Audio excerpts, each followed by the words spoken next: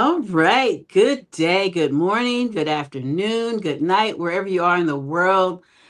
Thank you for joining us. I'm Dr. Jacqueline King, and I am so excited about, first of all, Women's History Month because we are doing the darn thing.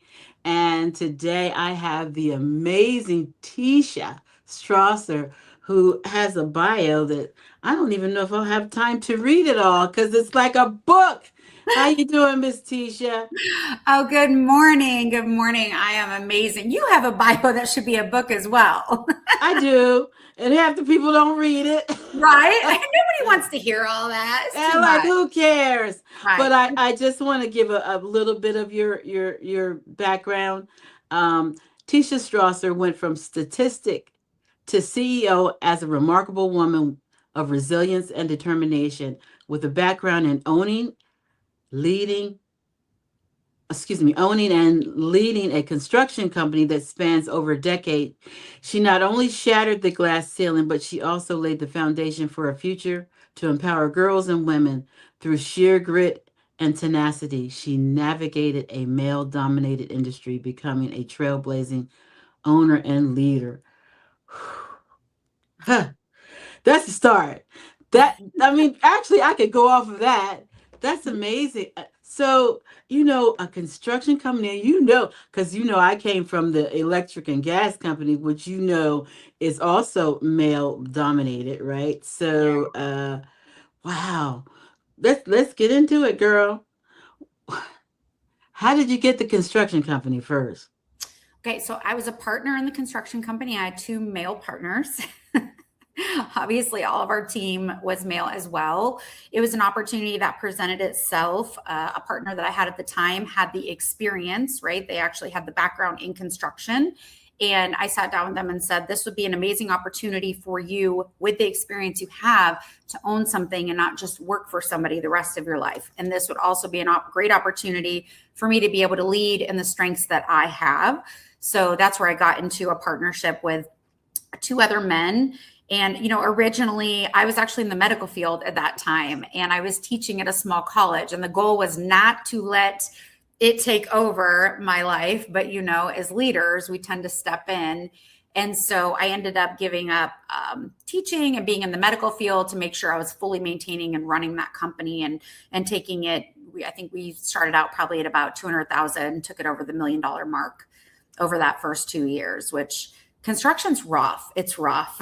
like, I can you imagine. trying to, find employees and maintain and have a good team environment. I truly believe they need females in that industry to help with that side of the company. So there's just a lot there, not just leading a company, it's bringing in the sides of yourself as a woman where you have that strength and you also have that side of you to see when people need a little more than just that basic leadership, right? Well, now, so Tisha and I have actually been connected for a long time, but we actually just really connected on a personal level. So what you didn't know is when I worked for the electric company, I did recruiting for entry level construction positions. How crazy is that? Yeah. I mean, So I know what you're saying, and I was working in power plants with mostly all men, and so I get it. So you went to them with this idea, or they came to you? no, it was an opportunity that presented itself. And then, like I said, over time, like originally I was like, I'm going to keep all my other stuff. I'm just going to make sure things are done, legally and financially and all of those parts. And then it just grew to where it was maintaining all of the employees, doing the hiring, pretty much doing all of the things. And it gave me an opportunity to learn parts of that particular construction business, which I mean just leads into all the other things I've done, over the span, what you see in the bio. I'm very much one for, I don't think anything needs to be a one-way path. The more you can learn and the more that you can put in your bucket, especially as a woman, is only going to give you opportunities all over your life. So my thing was, I have no experience and no knowledge about anything construction at the time, but I'm going to learn. and I just listened and I paid attention, and I made sure that I would go out to job sites and talk to my team and make sure I understood what they were saying, rather than being upset with them because you don't understand when they're, it's long days, heat, it's hard work.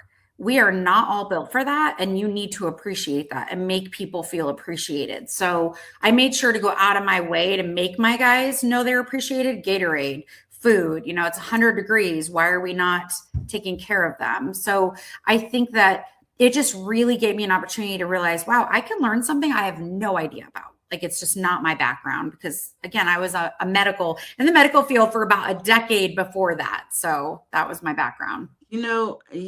You actually, Tisha, could be my daughter, because when I hear you, we are so much alike when it comes to thinking. Of course, we've already discovered this, that we just go out there and go above and beyond, way above and beyond what is required, even expected.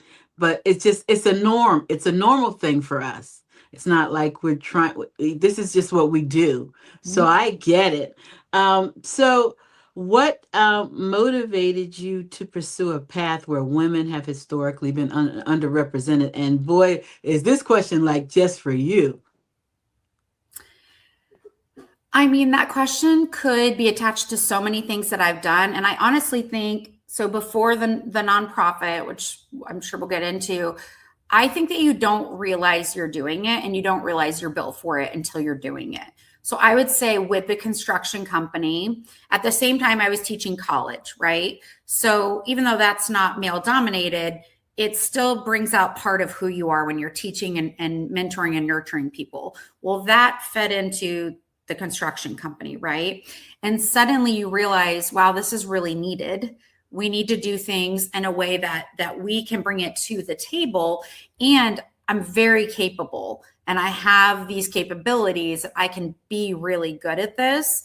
So I think over time, being in that situation, and I'm not even going to pretend it's easy, having a team of all men, it's difficult, ladies. It's not easy. It's not. You have to consistently be the example, especially certain industries. And you have to work hard to continually be learning how you can make the best of your situation, because sometimes it's going to be rough. And I think that I realized, wow, I really enjoy this. And I think this is really important that we have women showing up in these spaces where they're not normally going to show up. And so I do think that was the catapult that was like, wait a minute, we need to be doing more to make sure that our girls know you can go into anything you want. If you have an open mind and you're willing to learn, you can do anything. And I think that, I'm 47. It's obviously so much better now, but in my 20s, it's a different world for you. And then I'm that generation down. And I think that we as women need to see other women doing the things, or we're not going to think we can do it. Absolutely. And I just want to welcome all of our guests that are tuning in. Thank you so much. I want you to tell us where you're coming from, and type any questions that you have in the chat box. We will get back to you for sure. And thank you. And please share the broadcast. So, that's funny. As you talk, first of all, I love interviewing. Can you tell? But I love that because, I worked with engineers, all male engineers. And, that's like working with a doctor. So It's I'm looked at, yeah, very I'm looked at straightforward. as a secretary, I'm not looked at it as anything of any significance. That's how they see me, as their assistant, their secretary, da da da, whatever. It's no matter what I bring to the table, it doesn't matter, because that's how they're going to see me. And this is back in the 70s and 80s. We had this talk the other day Yeah.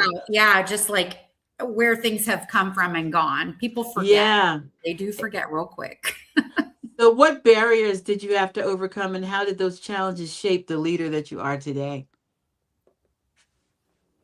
I think everybody has barriers, but I think specifically as women, and this is something that I speak on through my nonprofit, I think voice is your biggest barrier as a female. You have to work to be able to communicate in a way that can be received and create change or make the changes that you need. And so I definitely had to work on this a lot. It's almost like, it's like Play-Doh. You gotta make something and then it doesn't work out and then you retry it, right? So I think in every industry and role that I was in, whether it was leadership or I was on a team, I was consistently paying attention to, did that work? What did that sound like? Where did that get me? How do I see people receiving it? And so I truly believe that your voice is your biggest gift. And if you can learn to utilize it in a way that makes impact, your life is going to be at its highest. And then you're going to be able to help others, because a lot of people just, they don't do it, or they don't know how to do it, or they do it in a way like I did in my 20s, loud and aggressive. Because as a woman, I was like, I'm not heard if I'm not loud. Right. And so that's something I've really had to work on. So I think voice has been the biggest barrier in being able to speak up for myself, ask for raises, speak to my leaders when I think things just aren't running well, and be comfortable saying that, but be comfortable with maybe nothing happening from it too. Yeah, you have to speak up, because if not, you'll get trampled. I know that, you know that, okay? All right, so who were the women that inspired or mentored you along your journey? Did you have any? This question always throws me a little bit. So I definitely learned to shift this question a bit. Years ago, I would have said, so I moved out at 16. I had a pretty rough upbringing. So it's not, I can't say, I had this mother. I did have a grandmother that she is 91 and still, like, I just call her an ox. Like, she is strong.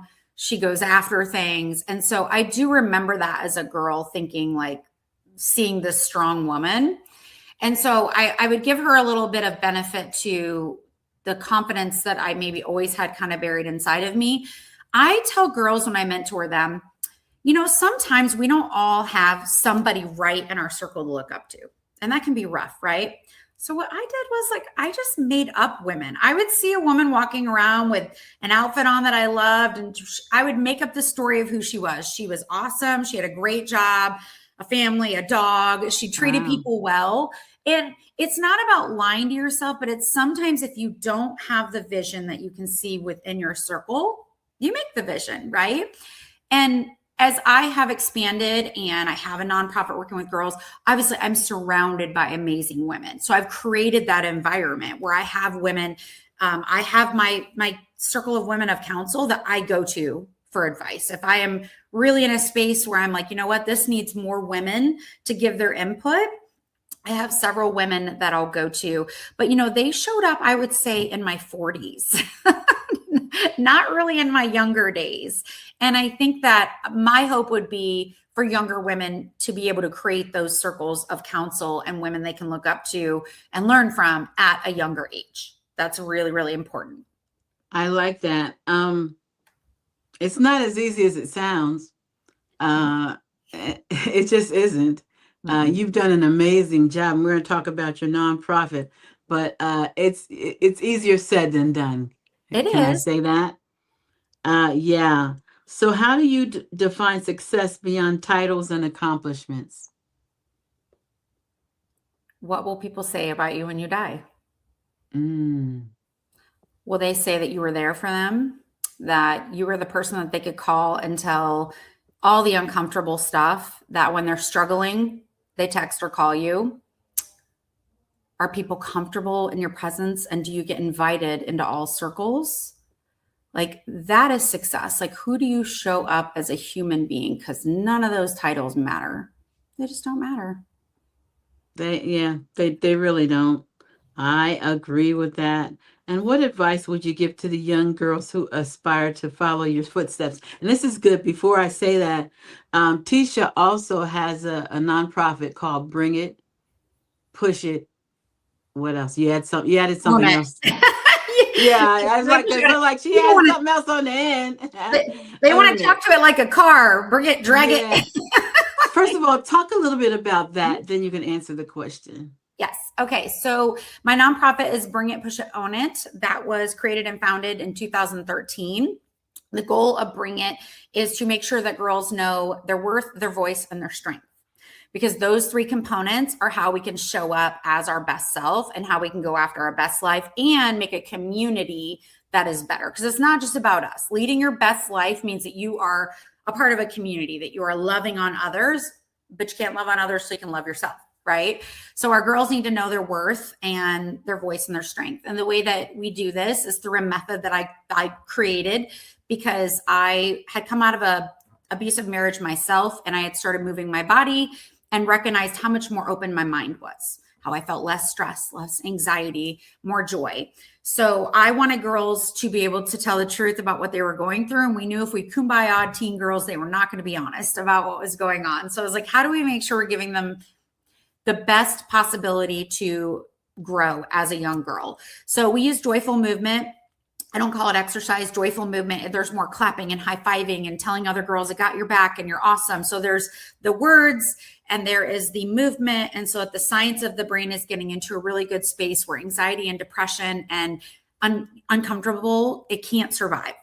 It does for about 8 minutes and then that's it, right? So we create this environment where you're just having, this joyful movement, which back in the day, that's what we did to find joy. We've lost the simple components of how we can get to our best joyful self. So we move for about 40 minutes and then we do mindfulness. We call it mindfulness because everything else has gotten a bad rap these days, right? Mindfulness is about teaching you at a young age, how do you sit and listen to yourself? We have so much technology and so many people around us that we cannot hear ourselves. And we are losing the ability as women to tap in and listen to our intuition, your faith, whatever that is, it's in there, but it can be really noisy and you have to tune out the chaos around you.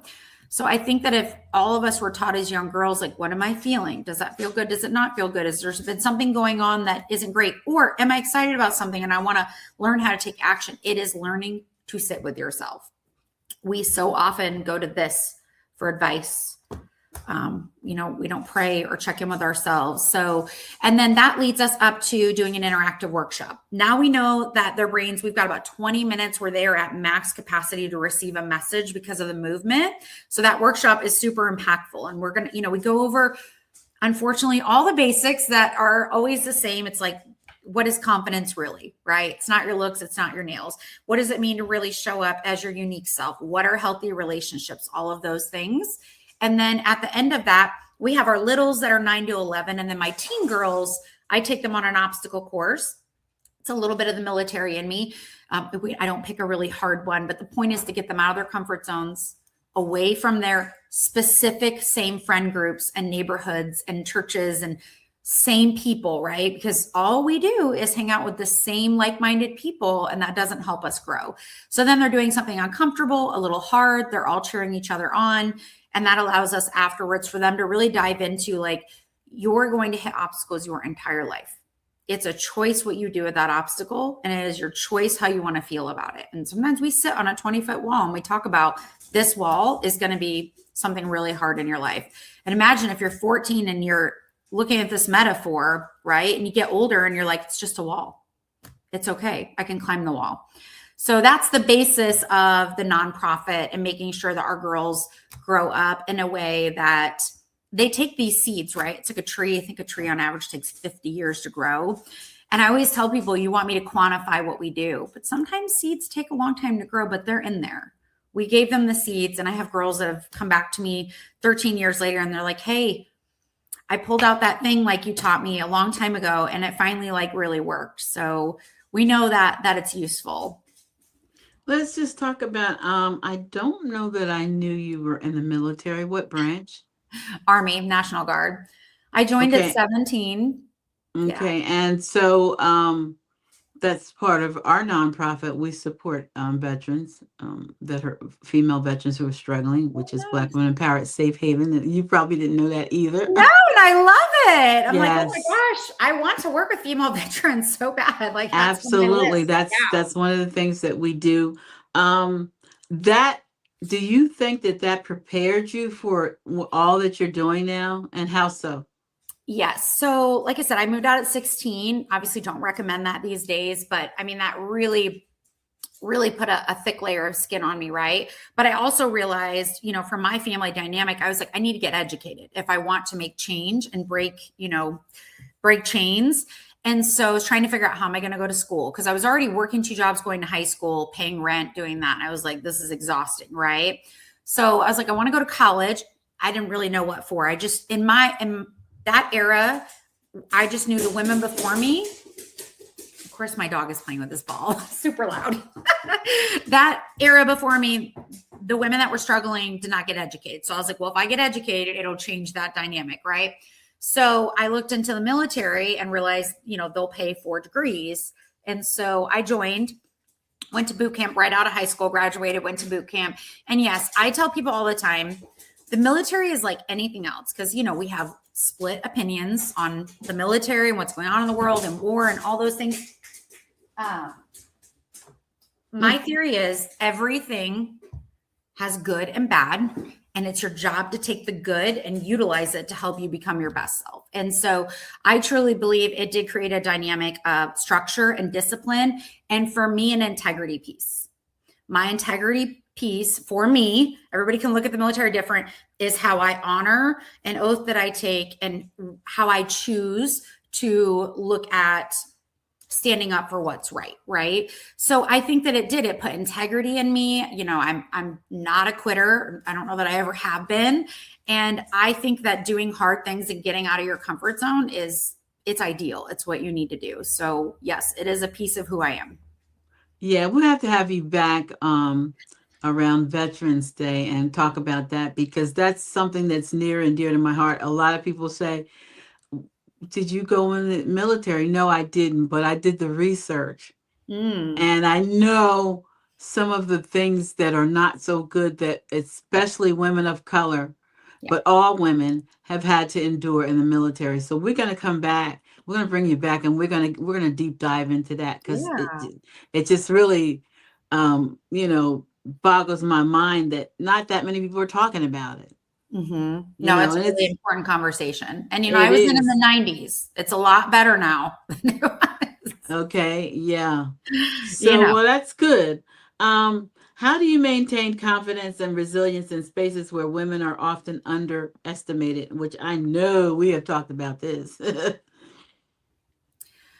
I think that, I can answer it for me, but I think women need to hear it from a perspective of if they are struggling. Because, right, I've done a lot of work and I've had to show up in those spaces for so long that I know who I am to the core, right? So I don't question myself anymore. There may be those very few moments where I might feel a little uncomfortable, and then I'll remind myself, like, who are you? You've shown up in all these ways. Nobody in this room is any better than anybody else, right? So I think that women just need to remember, when you go into a space, nobody is better than anybody. I don't care what they act like or what their fancy little titles are.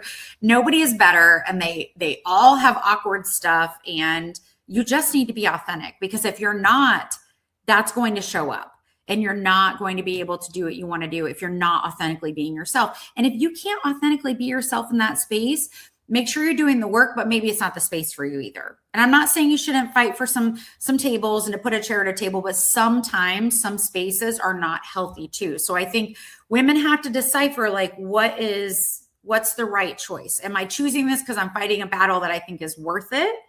But do you have the strength and the love for yourself to do that? Because that takes a lot. It can take a lot out of you. So I definitely have gotten to a space where I'm like, nobody in this room is any better, and we're all here for the same reason, and I don't need to be liked by everybody. I know that's right, girl. That's a fact. What moment in your career made you realize you were truly breaking barriers? And you really, really, truly are. I truly believe when I have Bring It girls, so I've had Bring It for 12, 13 years, right? When a girl leads a workshop, when a girl uses her voice, when a girl helps another girl, that's how you're truly making change. There's nothing else that I do that is as impactful than the next generation being confident to do what your generation might. Like, that's what we're all doing, right? We're trying to make sure. I tell these girls all the time, like, we're working hard for you. Don't forget that. what's come before you and the work that has been done before me immensely. Women of color, we do not forget that. And so I think that, I have a bring a girl who's 19, who's been with me since she was 10. Mhm. And watching her lead or watching her help another girl, there's just nothing better than that. There's really not. I have another company where I have 25 employees, and teaching my leaders to treat everybody with that empathy, but lead at the same time is very, I think, impactful as well. Talk about that real quick, because I did want to touch on your other business. Mm. This woman is a bad A. Coming from the queen herself. So I acquired Elements Massage. So this April, basically in a couple weeks, will be my 2-year anniversary. So something I do want to throw out for women, because that's, I believe, is your audience, is ladies, there are baby boomers that no longer have children that want their businesses. So hear this, okay? They have built successful businesses and they need to sell them. They don't have kids to pass them on. So they've done all the work for you. They have built this thing. They've got it. You can do all the things to look into the finances to make sure it's doing well. And so this is something women should be doing. You should be acquiring businesses that somebody else did a ton of work, because you've done a ton of work. You probably raised kids. You've raised yourself. You've done all the things, right? So I, hadn't had my construction business now for about, I think it had been a decade. And I knew in my mind I wanted another business along with the nonprofit. So I actually started looking. I had went to a networking thing where a woman talked about these baby boomers are just going to shut these profitable businesses down. It's crazy. And so my thought was amazing. So I start looking, and you actually, just like buying a house, you can get on a site and you can look at these businesses. And if you don't understand how to dive into finances and do all that stuff, you can hire somebody. But I understand those concepts because I've done it. So my thing was, I'm like, I can't buy something I don't care about. I wish I'd love to be rich and loaded over something stupid, but it's just not in my integrity piece. Damn it. Right. So I just was really looking for what's something that aligns with me. Well, health and wellness is very important, right? So massage is a huge piece of health and wellness. It is physical, mental, spiritual. It's all the things. And so I looked into this company, and it was a woman who had built it, and her husband was in one state and her grown kids were in other states. And she's like, I just need to be able to travel at this point. And she wanted a woman, and she wanted somebody who was going to take care of, what she had built. So it's a great opportunity to not have to kill yourself. I've already killed myself building businesses. I don't need to go down that road. Right. So I have about 25 employees. We are a seven-figure revenue business. If you know anything about revenue is revenue. Doesn't mean, doesn't always mean net profit, but it's a beautiful opportunity. I get to lead a team of people that love health and wellness and mental health. And so that makes me very happy. And I get to grow leaders. I have a manager who's 21 and she's fantastic. And so that feels good. People can pay their bills. They come to a place they love. There's nothing that feels better than that. I love that. And don't forget, I need my you do my member massage, because I need that yesterday. I'm gonna make my team call you and schedule. Please. Yeah. How important is it for women to support and uplift one another in leadership and business? And I know we've talked about this. It's super important, but I'm going to be honest, and I'm going to say sometimes you're not always going to get that, right? So as much as we would love all women to support each other, sometimes women are not there yet, right? If they've been through their own stuff or they're just not comfortable enough to do it. I think, again, sometimes you might be the 1 out of 10. I've worked in corporate America. Oh, it's sticky, right? And so sometimes there's a lot of fear, right? Not even just in women. And it's oh, if I speak up or I step into that. So I think that if you have the strength to be the one, be the one. If you don't, learn how to support the one, right? In whatever way your personality can handle that. I used to think well, why are you being quiet? Why are you not standing up? You need to use your voice too, just like them. And as you grow and mature, leaders can quietly support. There are things you can do in the background that are just as helpful if it is just not your personality trait to be able to verbalize. So I think teaching women what fits your personality in a way that you can support those women, because if you try to make them be like you, that can be very awkward and uncomfortable for them. So I mean, that's something I've really learned too, like, oh, that's just not her. Like, she's not trying to be that way. She just needs to find a way to do it in a way that doesn't make her feel overwhelmed or create severe anxiety in her for her own situation, right? So be the one, but learn to support the one in a way that fits your personality. I like that. I really do like that. What legacy do you hope to leave for the next generation of women leaders?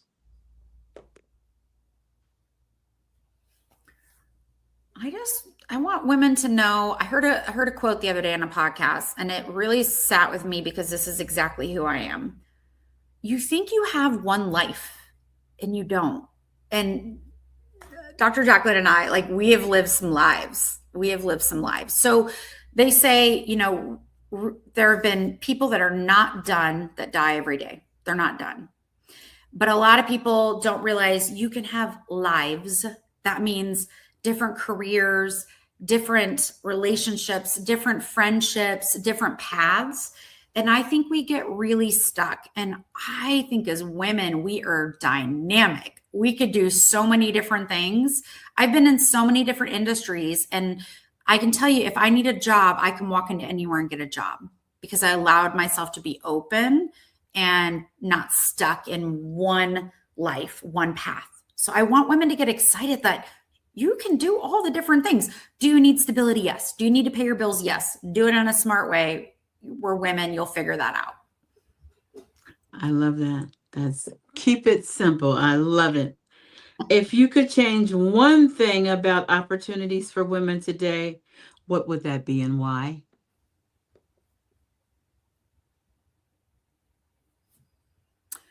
You have to learn to control what you can control. And I think there's a lot of things we cannot control, right? In the past and current. It's not new. It's just more obvious these days, right? I think what you women can control is stop being afraid. Put yourself out there, apply for the jobs, keep asking for, if you're doing an excellent job in what you do, now if you're not, don't, but if you're excellent, make the ask. If you want something, go after it. Don't let fear and the concept, well, it's always been maybe a man or it's always been whatever. Like, I think that we need to control what we can control, and what you have control over is what you go after and what you decide to do for yourself. So the life you build is, again, that's creating things for other women to look at. If they don't have it to look at, how can we dream bigger, right? I love that. Okay, so our closing remarks. What is it that you want our 4 million plus women to know? It's amazing. I can't even. Let's talk about being a queen. I mean, I think we've talked about quite a bit of it, but I just think remembering that, again, your legacy, it doesn't have to be titles, and it doesn't even have to be jobs. If you want it to be, that's great, but it needs to be who you are as a person and as a human. And we talked about this. Sometimes people are like, I don't get invited into certain circles. Well, certain circles you don't want invited into, maybe, right? But I truly believe you'll get invited into circles if you make people feel safe and like you are somebody that belongs in those circles. And so make sure that you're being just an open, good person. You listen to people. You ask them real questions. Stop asking people, how are you? Ask them, what are you excited about? What's good? These dumb conversations, I cannot handle. Do not bring me small talk. I do not know what to do with it. I'm sorry. Be bigger than what we see in front of us. And that is going to create a dynamic human being and dynamic women. And that's what we all want to surround ourselves with. I mean, this is the queen herself. I don't want to sit and have coffee with people that don't bring those things to the table. And every woman has that inside of her. Just looks a little different, right? So I love that. Go after it. Well, you probably didn't know. I don't even know if I told you. So I was a diversity recruiter for the electric company. Diversity is really near and dear. I like to walk into a place where I see a little of everybody. Mm-hmm. And I'm really good at, and you probably are too. People say, "How did you build this network?" Because I never meet a stranger. I remember being at the airport, and this woman was sitting next to me, and she was in a wheelchair. And I don't know, we just got to talking. She told me she was a retired physician, and she was from India. And I said, "Oh my God." She told me her age. I said, "Your skin." She said, "Girl, you know black don't crack." Honest to God, I was like, "Oh, that is so cool." But I go everywhere. Everywhere I go, I'm always talking to people. I'm letting them scan my card, or I'm handing them a card. I never meet a stranger. What do you feel about networking? So the word networking in itself always like feels icky because the key context of networking is to get something. I mean, that's the reality, right? But every relationship is a give and take, right? So that's something that I've had to let go of a little bit because I'm like you. I'm like, I love everybody. I want to know your story. I'm going to ask you all these questions, and some people hate that, right? But I am the same way. I Anywhere I go, I want to hear your story and I genuinely care. And people will say, like, I can tell you genuinely care. I can't surface level network. I'm terrible at it, like so bad at it. And so I think that was what I meant about how you show up for people. If you make people feel valuable and important and you listen to them, you're always you're not going to have strangers, and I think you and I walk into rooms all the time and I know people consistently, not because I'm great at networking and not because I'm even good at asking for money for my nonprofit, because I will ask you questions and genuinely care. And I will remember when I see you the next time and say, hey, how's that going? And that's what we need as human beings. Like, you need people to care. And people struggle with that. I'm the same as you at an airport. I'm like, oh, who can I talk to today? Right? What new friend are we making, right? So, Well, in my book, Your Network is Your Net Worth, I talk about that. Having mhm. relationships without wanting anything back. Just calling to say, "Yeah, I met you," or "I got your email. I just wanted to check in and say, hey, how you doing? Don't want anything. Just wanted to see you." And we tend to always be takers. Mhm. What can you do for me? Right? Mhm.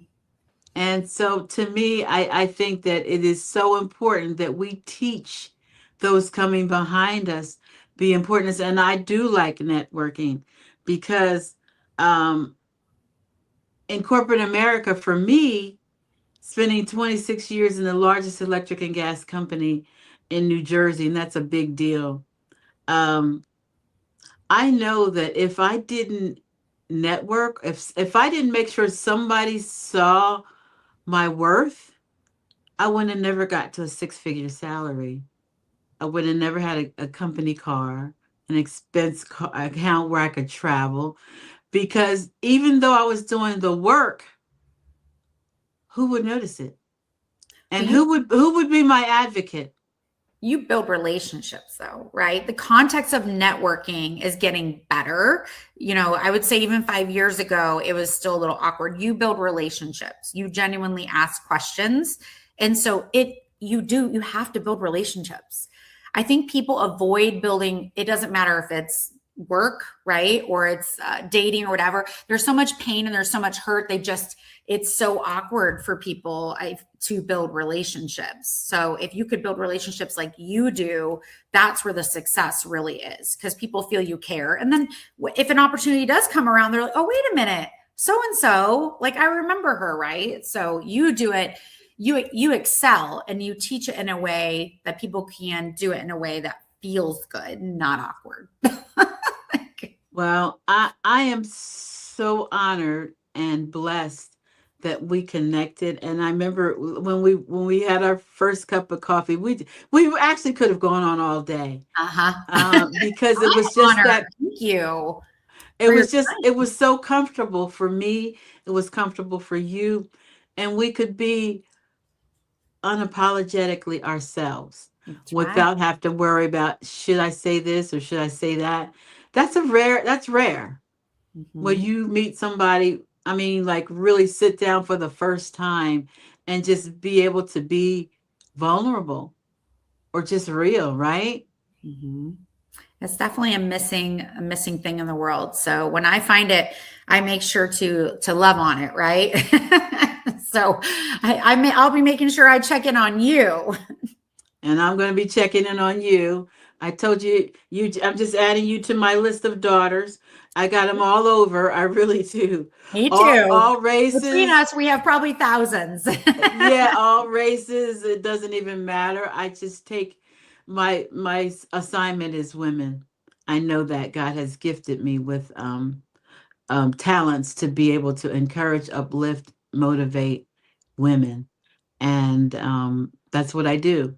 So I want to thank you for this awesome interview. And we asked again, if you're watching this interview, please share it, because I know that you know somebody that needs to hear from this amazing young woman who is just a year younger than my son. I'm like, thanks for the young. I'm in You that are bracket young anymore, but I'll take compared it. to me. Energy is young. Yes, always. But this is something that we're taking serious. We have three other amazing women that we are highlighting this month for Women's History Month, and so stay tuned and share this broadcast. Um, Write your comments. If you have questions for Tisha, you can go ahead and type them in the box, or if you have questions for me, and we will get back to you. Tisha, I love you, young lady, Thank and thank you so you. much for this time. Have a We are going to fabulous do some day. stuff together. We Yes, already know yes. that there are issues that we need to address as a younger woman and a more senior woman, It's going to be and fun. it is It's going to going to be be a good fun. time. Yes. So God bless you, and we will see you again soon. Thank you, everybody, for tuning in, and have a wonderful day, night, evening, wherever you are. God bless.